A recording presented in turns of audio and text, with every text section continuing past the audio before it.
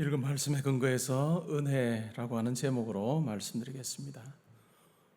오늘 우리가 잘 아는 사건이 읽은 말씀 속에 등장하죠. 유두고 사건입니다. 이 사건을 때로는 예배 시간에 졸지 말아야 된다, 예배 시간에 졸다가 죽는다 라고 그렇게 가르친 경우도 있었습니다. 간혹 부흥사 목사님들이 예배 시간에 졸면 유두고처럼 죽는다 라고 그렇게 가르치는 것을 저도 들은 적이 있습니다. 근데 과연 그럴까요? 만약에 그것이 중심 메시지였다고 한다면 유두고는 죽었어야 됩니다. 근데 유두고가 죽지 않고 산 것으로 인해서 참 기뻐했다는 것이죠. 그 주간의 첫날에 모였습니다. 언제일까요? 유대인들에게 안식이라고 하는 것은, 안식일은 금요일 저녁, 그러니까 해질 때부터 시작해서 토요일 해질 때까지가 안식일입니다. 그리고 그 다음 날 언젠가인 것 같습니다. 그래서 학자들은 이때 그 주간의 첫날이라고 하는 것이 토요일 저녁일 수 있겠다, 아니면 주일 저녁일 수 있겠다, 이렇게 이야기를 합니다. 어쨌든 중요한 것이 있다면 그들은 모였습니다. 그리고 모여서 하는 일이 있는데 그것은 바로 떡을 떼는 것이었습니다. 떡을 떼는 것, 다른 말로 하면 성찬에 함께 참여했다라고 하는 것입니다. 그리고 강론을 들었습니다. 말씀을 들었습니다. 왜 그들은 모여서 떡을 떼고 또 말씀을 들었을까요? 떡을 뗀다라고 하는, 성찬에 함께 했다라고 하는 이것은 굉장히 중요했던 것 같습니다. 왜 중요했을까요? 바로 예수님의 명령이었기 때문에 그렇습니다. 예수님께서 제자들에게, 잡히시던 날 밤에 제자들에게 떡을 떼어주시면서 이것은 내 몸이다, 그리고 포도주를 나눠주시면서 이것은 내 피다 라고 말씀하셨고, 너희들은 이것을 행하여 기념하라 라고 분명히 말씀해 주셨기 때문에 초대교회 성도들에게는 이 성찬이라고 하는 것, 떡을 떼는 것은 매우 중요했습니다. 그리고 그날에 강론이 있었습니다. 다음 날 떠나야 하기 때문에 바울이 늦게까지 말씀을 전한 것 같습니다. 오늘날은 LED 전구를 사용합니다. LED 전구를 사용하면 그 LED 전구를 밝히는 그 공간에 산소가 줄어들거나 이산화탄소가 많이 나오거나 해서 공기가 더 나빠질 그러한 염려는 우리가 하지 않습니다. 근데 그 당시는 어땠을까요? 이런 전기가 공급이 되지 않는 시대였습니다. 불을 밝히려고 하면 등불을 밝혀야 했습니다. 자연스럽게 연소가 되면서 산소는 적어지고 또 이산화탄소는 많아지는, 그래서 졸릴 수밖에 없는 그 같은 상황이었던 것 같습니다. 본문에 보면 유두고라고 하는 청년이 창가에 걸터 앉아서 말씀을 들었습니다. 근데 계속 졸음이 옵니다.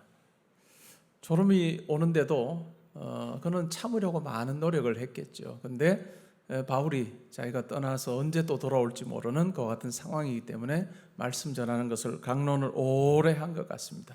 그러자 결국 참다가 이기지 못하여서 창에서 3층에서 떨어지는 일이 발생했습니다.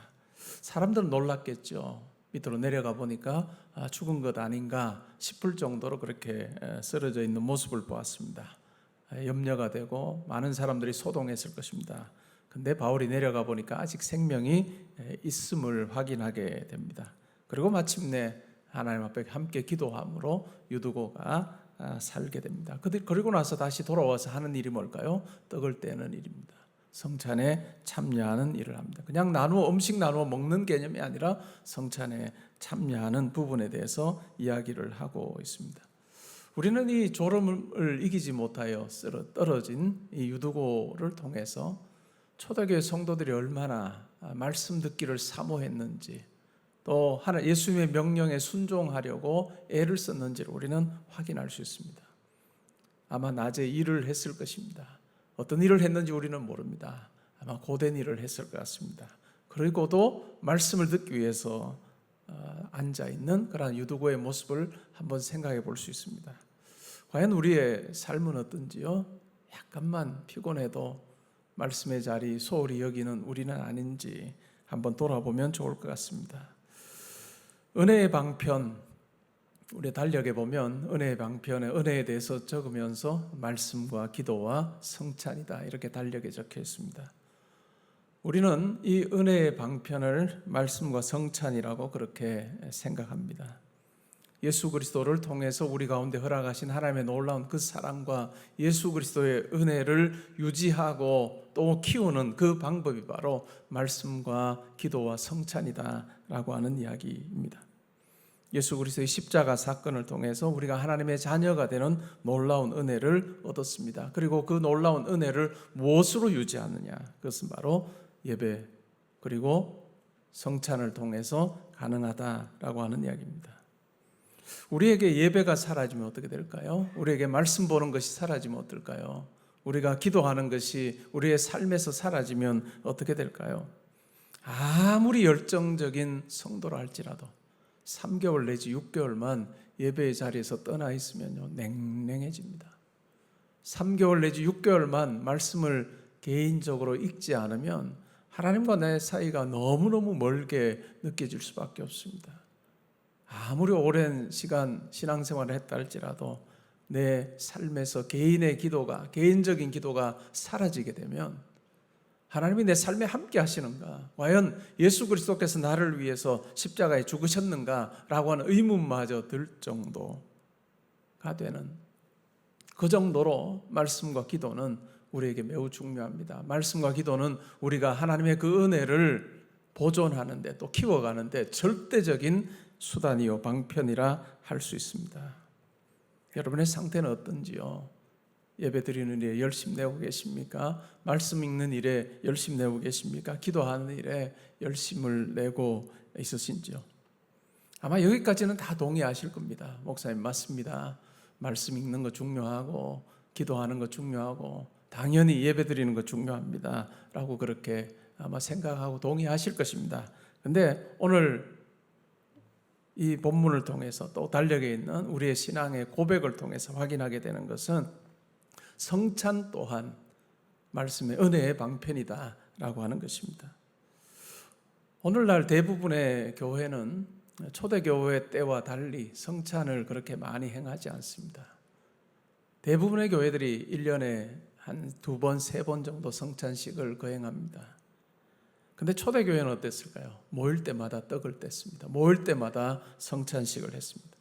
우리 교회는 온 가족 새벽 기도회 때마다 성찬식을 하기 때문에 1년에 한 15번 정도 합니다.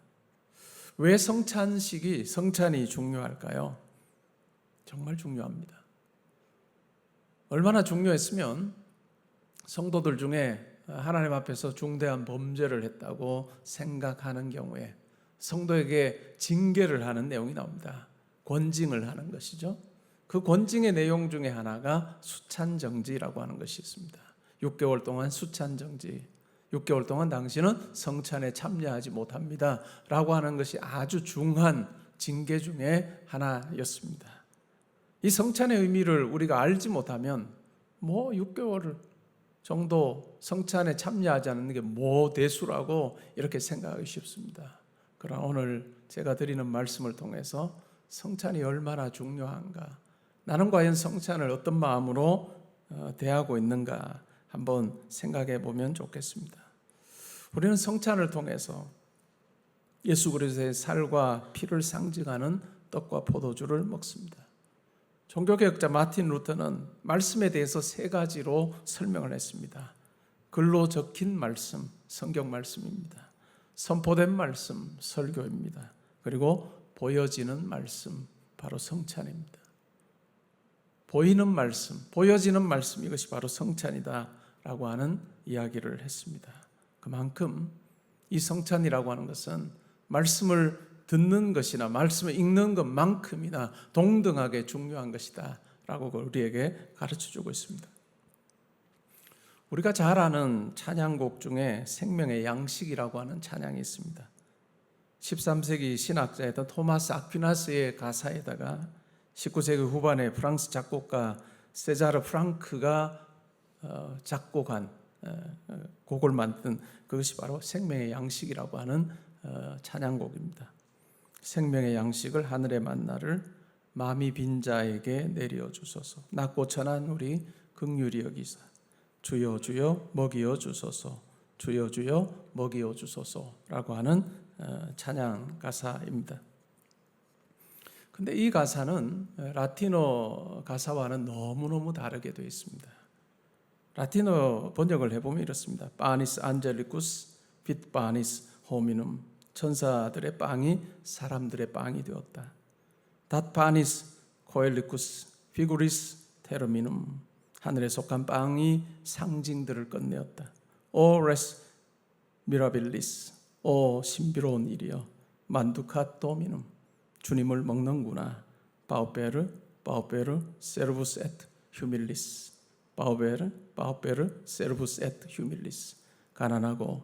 가난하고 비천한 종이 주님을 먹는구나. 우리말 번역에는 주님이 우리를 먹여주시는, 양식을 공급해 주시는 것처럼 번역을 해놨지만 이 라틴어 가사와는 너무너무 다르게 라틴어 가사에서는 이렇게 말합니다. 오 신비로운 일이여. 가난하고 비천한 종이 주님을 먹는구나. 도무지 상상도 할 수 없는 그와 같은 일이 벌어졌음을 이 라틴어 가사에서는 이야기합니다. 많은 종교들은 사람들이 신의 양식을 제공합니다. 그리고 신은 사람들이 제공해 주는 그 음식을 먹습니다. 그것이 제사 아닐까요? 근데 하나님께서는 자기에게 양식을 달라고 하지 않으시고 우리에게 자기를 주심으로, 자기 아들을 내어주심으로 우리에게 영원한 삶이 가능한 빵을 우리에게 주셨다는 것을 기억할 필요가 있습니다. 하나님의 아들이신 예수님께서 우리를 위하여, 우리를 대신하여 십자가에 달려 죽으심으로, 몸이 찢기고 또한 피 흘리심으로 말미암아 우리가 감당해야 되는 그 어떤 죄값을 대신 지불하여 주심으로 우리가 예수 그리스도의 죽음을 통해서, 부활을 통해서 죄로부터 자유로워지고 의롭게 되는 이 놀라운 일이 가능하게 되었다는 것을 우리는 기억할 필요가 있습니다. 이 은혜, 하나님의 이 사랑을 우리는 떡을 떼면서, 잔을 대하면서 확인하게 됩니다. 떡을 떼고 잔을 대할 때마다 우리가 비천하고 가난한 종이 주님을 먹는구나, 이 은혜가 내 삶에 머물러 있음을 우리가 기억하는 것, 이것은 매우 중요할 것입니다. 우리가 살면서 많은 음식을 먹습니다. 좋은 음식을 먹습니다.